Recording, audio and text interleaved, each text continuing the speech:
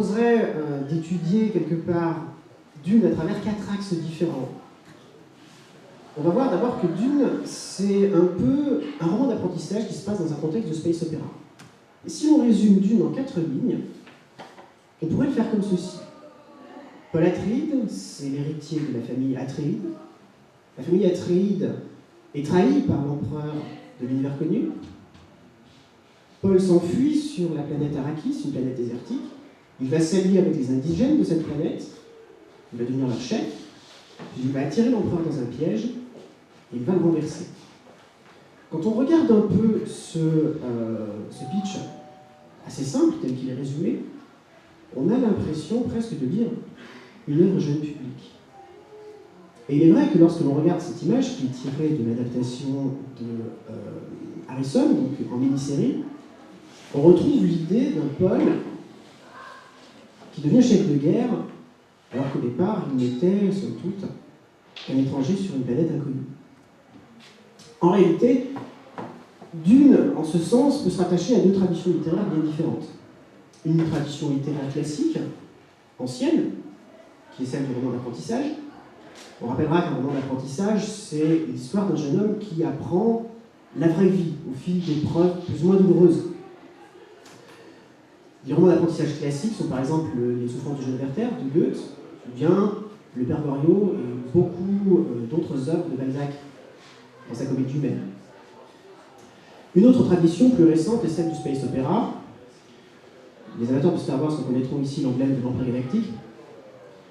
Donc, un space opéra, au cas où il se trouvera des personnes ici qui ne le sachent pas, c'est une histoire qui se passe dans un contexte futur où l'espèce humaine s'est installée sur de nombreuses planètes de notre galaxie ou même d'autres galaxies, et où on étudie un peu les relations d'ordre géopolitique, ou plutôt spatio-politique, entre ces planètes colonisées et leur population.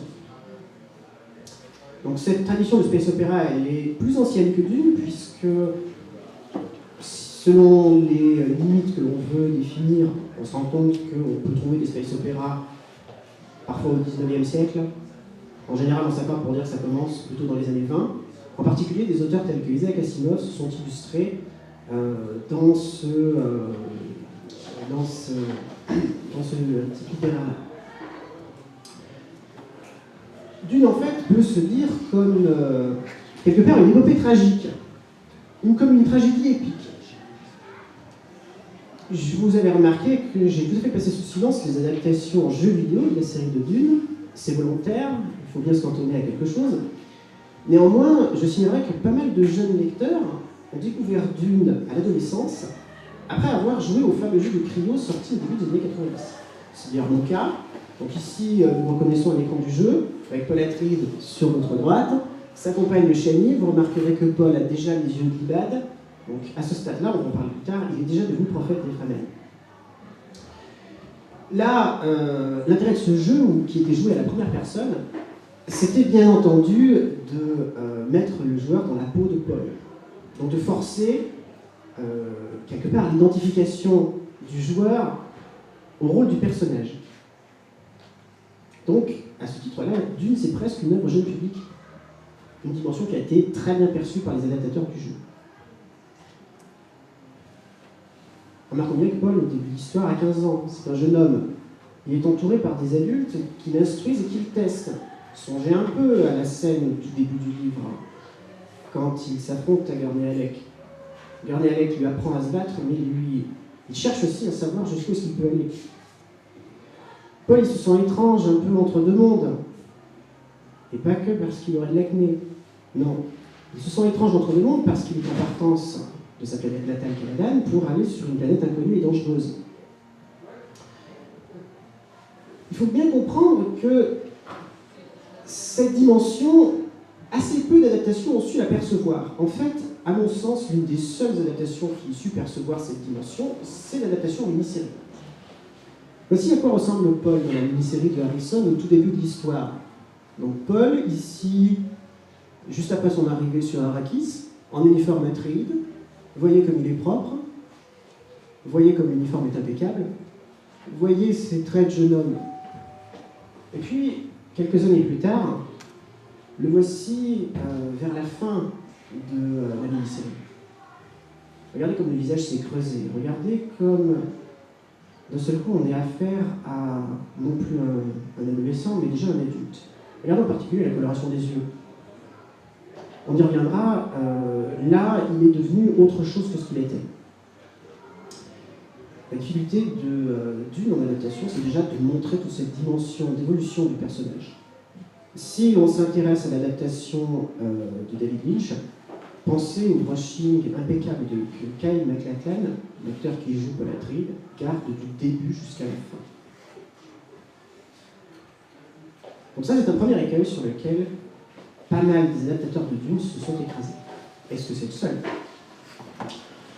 Dune, c'est une histoire qui est particulière en ce sens que elle s'inscrit dans un contexte très difficile à situer. Quand on lit Dune, on se rend compte qu'il y a une histoire avant l'histoire. Il y a des concepts qui sont développés, qui reposent sur un vocabulaire très particulier et sur des mentions sur un mode allusif à des événements qui ont eu lieu dans un passé reculé.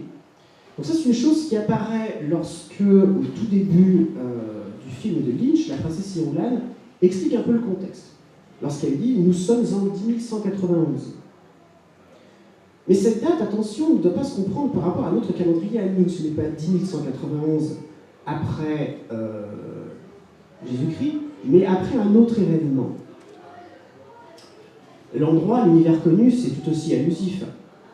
Bref, dans un sens comme dans l'autre, tout ça, ça sent un peu le lapin si on se donne rendez-vous dans l'univers connu en 1191. En réalité, pour les personnages de Dune, les événements de l'histoire réelle, c'est-à-dire la nôtre, ils ont lieu dans un passé si reculé qu'ils n'ont plus aucun enjeu. L'événement historique majeur pour les personnages de Dune, c'est autre chose. C'est ce que l'on appelle le djihad butlérien, c'est-à-dire un conflit qui a donné lieu à des principes fondamentaux. Alors, ces principes sont l'homme ne peut être remplacé, et puis un principe un peu semblable, tu ne feras pas de machine semblable à l'esprit de l'homme. D'où viennent ces principes ? Ou plutôt, pardon, ces principes, ils ont permis de fonder des factions à laquelle se déroule l'intrigue de Dune, donc la guilde spatiale, qui est dévolue aux mathématiques, qui dispose du monopole du voyage dans l'espace. Alors des factions un peu plus mineures, qui sont les Manta et les Dr. Suck. Les Manta, ce sont de véritables ordinateurs humains, sont formés à la logique la plus poussée. Les Dr. Suck, ce sont des médecins géniaux, qui sont censés pouvoir guérir à peu près n'importe quoi. Et puis surtout, l'école des Bene Gesserit, c'est un ordre féminin, qui ont des tenants et des aboutissements qui sont plutôt mystérieux. C'est-à-dire que même lorsque l'on lit les livres, il est parfois difficile de savoir au juste ce qu'elles cherchent.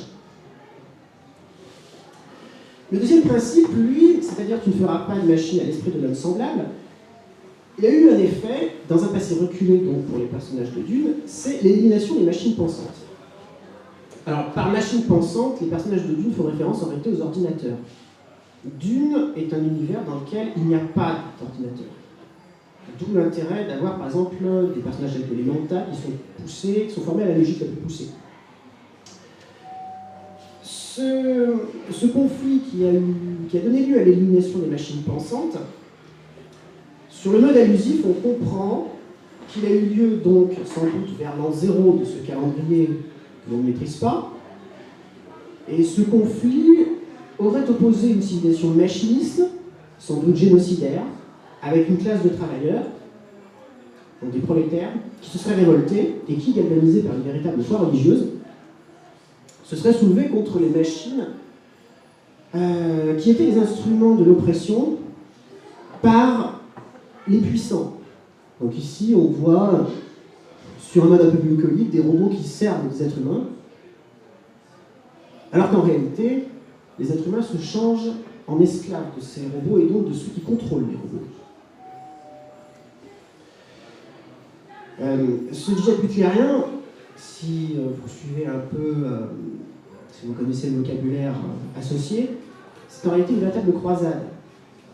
Il est permis de supposer qu'il a donné lieu, dans l'esprit de Frank Herbert, à une véritable, ferveur religieuse. C'est un fait que Dune parle volontiers de choses qui évoquent la spiritualité, le fait religieux aussi. Mais par contre, l'évoque d'une telle façon qu'on pourrait dire qu'il s'agit d'un pseudo-mysticisme. Pour ça, j'aimerais qu'on reparte sur le personnage de Paul. Donc ici, on parlait tout à l'heure de Kyle MacLachlan, qui est le personnage qui joue Paul Atreides. Donc ici, c'est au tout début du film de Lynch. C'est un personnage aux identités multiples. Ici, c'est encore un jeune homme, héritier ducal sur Caladan. Et puis au fil du film, il se transforme. Là, tout au début, il apprend qu'il possède des pouvoirs de mental lorsqu'il est testé par la révérende mère. Après, plus tard, il devient chef de guerre des Fremen. Puis il monte en grade. Il devient prophète, voire messie. Et à la fin, il devient empereur. Vous remarquerez, en arrière-plan, la présence de ces deux personnages ici. Ces personnages sont ce que l'on appelle des Kisarataophites, c'est-à-dire des prêtres Fremen. Donc lorsque Paul devient empereur, derrière lui se trouve en réalité une caution spirituelle. Ça, c'est une chose qui est centrale dans Dune. Le pouvoir de Paul est d'essence religieuse. On ne peut pas parler de Dune sans parler de cette dimension prophétique et même presque mystique, dirons-nous. Les adaptations de Dune ont fait en sorte d'en parler plus ou moins. Alors, ici, dans l'adaptation de Lynch, comme je l'ai dit, le fond religieux est mis un peu en arrière-plan. Dans la mini-série de Harrison, le fait religieux est assez peu illustré dans le premier épisode.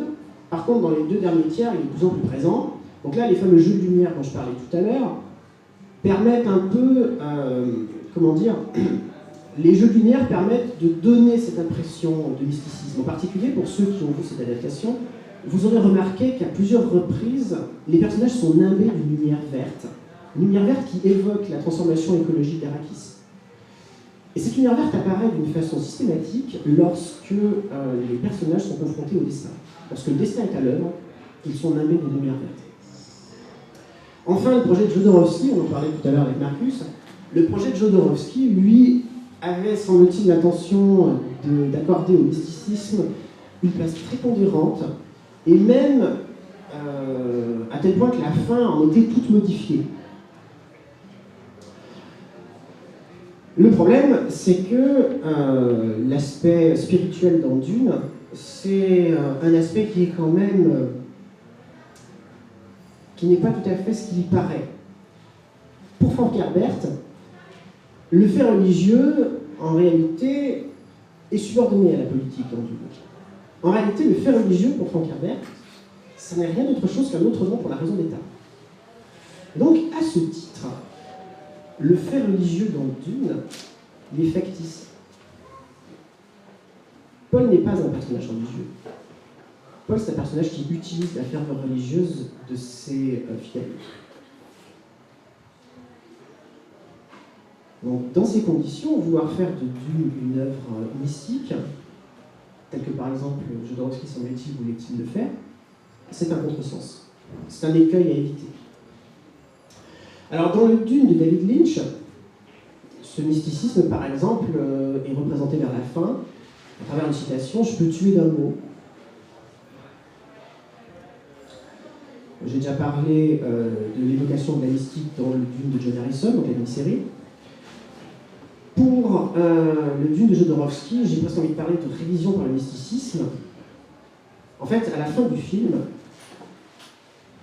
Paul, lorsqu'il a gagné, est assassiné. Et donc, sa mort n'est pas définitive. Il ressuscite en fait à travers chaque Fremen. Et donc là, dans l'imaginaire de Jodorowsky, se réalise une espèce de transformation alchimique, puisque la planète Dune se met à voyager dans l'univers qu'elle sanctifie sur son passage. Bon, tout ceci, c'est une erreur, puisque, comme je vous le rappelle, pour Frank Herbert, l'affaire religieuse, c'est la continuation de la politique par d'autres moyens.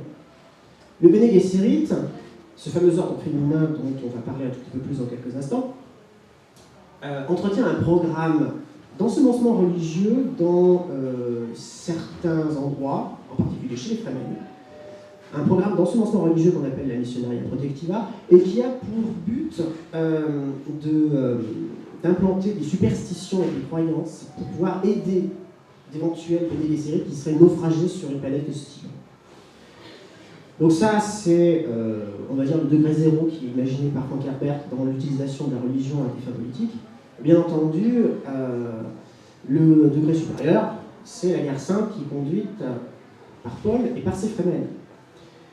Il faut bien comprendre que après Dune, il se passe encore autre chose, puisque Dune a connu de nombreuses suites écrites par Frank Herbert lui-même. Et en particulier, on apprend dans le livre suivant que les 12 années qui se déroulent entre la fin de Dune et puis le début du livre suivant qu'on appelle le Messie de Dune se caractérisent par une guerre religieuse qui a duré pendant 12 ans et qui a donné lieu à l'extermination d'à peu près 60 milliards de personnes. Donc là, on voit bien qu'on est très loin d'une œuvre mystique. En réalité, en arrière-plan, il y a une véritable critique assez négative du fait religieux. Puisque la religion, pour Frank Herbert, n'est rien d'autre, comme je le disais, que le vernis de la raison d'État. Donc, en fin de compte, on peut dire que Dune, en fait, c'est une œuvre très matérialiste. Et ça, c'est un écueil sur lequel la plupart des adaptateurs se sont plantés, comme on pourrait presque le dire, puisque, eh bien, ils n'ont su retenir que le vernis mystique. Ça va au-delà, les personnages de Dune, on peut avoir envie de dire que il y en a certains qui semblent déjà plus humains. Ils semblent aller au-delà, vers ce que l'on pourrait qualifier de post-humanité. Alors, par exemple, les navigateurs de la Guilde, donc la Guilde spatiale qui détient le monopole du voyage spatial, ces navigateurs de la Guilde, ils sont représentés dans les adaptations avec une apparence un peu grotesque. Dans le livre, on n'en sait pas beaucoup dans les premiers temps. Tout ce que l'on sait, c'est qu'ils disposent d'une forme de préscience limitée, c'est-à-dire des pouvoirs qui s'apparentent à ceux de Paul en moins puissants, qui leur permettent de savoir quels sont les chemins à prendre pour utiliser en toute sûreté leur technique de voyage spatial instantané. J'ai parlé tout à l'heure des mantas, bien sûr. Donc les mantas qui sont formés à la logique la plus poussée. Et puis on parlera surtout des Bene Gesserit, qui, elles, comme cela se dévoile au fur et à mesure de la lecture des livres écrits par Frank Herbert, cherchent en fait deux buts différents. Le premier, c'est un but individuel, c'est la maîtrise du Pralavidu, c'est-à-dire un art martial fondé sur la maîtrise de ses capacités physiologiques et physiques. Un art martial qui permet aussi, par exemple, de s'immuniser contre les poisons. Et puis, d'une façon plus globale, les Bene Gesserit recherchent la production du Kwisatz Haderach, c'est-à-dire un être humain, un homme, qui serait capable de disposer de tous les talents de Bene Gesserit, qui serait capable de consommer une drogue de préscience, qu'on appelle l'eau de la vie, et qui pourrait donc accéder aux souvenirs de ses ancêtres, mais aussi à la connaissance du futur. À partir de là, si on s'intéresse aux personnages de Dune, on se rend compte qu'ils se rattachent tous à l'un ou l'autre de ces groupes post-humains, ou alors c'est qu'ils sont des personnages mineurs. En réalité, l'humanité dans Dune, la simple humanité, semble déjà presque hors jeu, puisqu'il n'y en a plus que pour les post-humains que sont la Guilde, les mantas, les Bene Gesserit, et puis plus tard d'autres factions dont il n'est pas question dans le livre Dune de Frank Herbert, dans un premier temps. Il faut bien voir que cette dimension post-humaine, elle est très difficile à représenter à l'écran. Vous avez vu l'aspect grotesque des navigateurs de la Guilde. Vous avez vu les choix graphiques qui ont été faits par David Lynch, ou plutôt par ses équipes, lorsqu'il s'est agi de représenter les mantas. Donc là, c'est les gros sourcils caractéristiques, les lèvres rongies par le jus de Sappho. Je prendrai plutôt l'exemple des Bene Gesserit. Donc si l'on confronte un peu des illustrations qui proviennent ici du Dune de David Lynch, là de la mini-série de Dune, et puis là une esquisse de Möbius dans le cadre du Dune de Jodorowsky, vous remarquerez que les choix graphiques semblent transparents. Tout est dans le chapeau quelque part, tout est dans la coiffure, tout est dans le symbolisme. Mais ça, est-ce que ça suffit à faire de ces personnages des post-humains? Est-ce que ça suffit à rendre leur inquiétante étrangeté quelque part? Moi, je ne suis pas tout à fait d'accord. Et ça, c'est sans doute une des choses les plus difficiles à représenter dans Dune. Comment faire pour montrer, pour faire percevoir que ces personnages ne sont déjà plus tout à fait humains?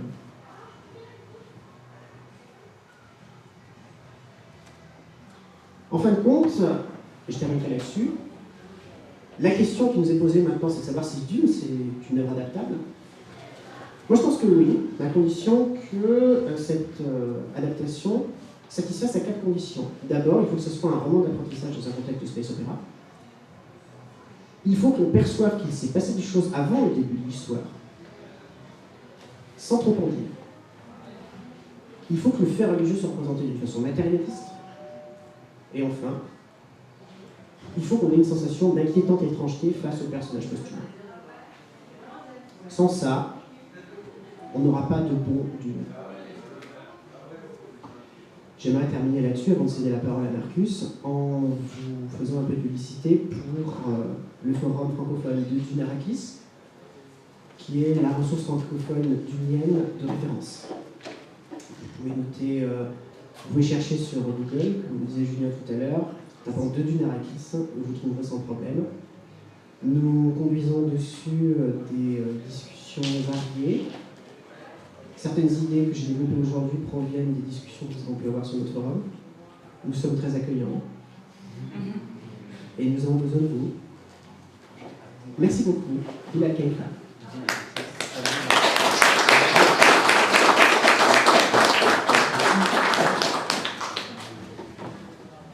Je voudrais d'abord corriger une petite erreur. Dune, ce n'était pas le premier prix Hugo. Le premier prix Hugo a été décerné dans les années 40, mais c'était le premier roman à avoir à la fois le Hugo et le Nebula. Voilà. C'est la seule chose que j'ai repérée. Donc au niveau des adaptations de Dune, effectivement, une bonne adaptation au cinéma voudrait que le spectateur sache très vite qu'il s'est passé avant le début de l'histoire des choses. Au cinéma, c'est très difficile parfois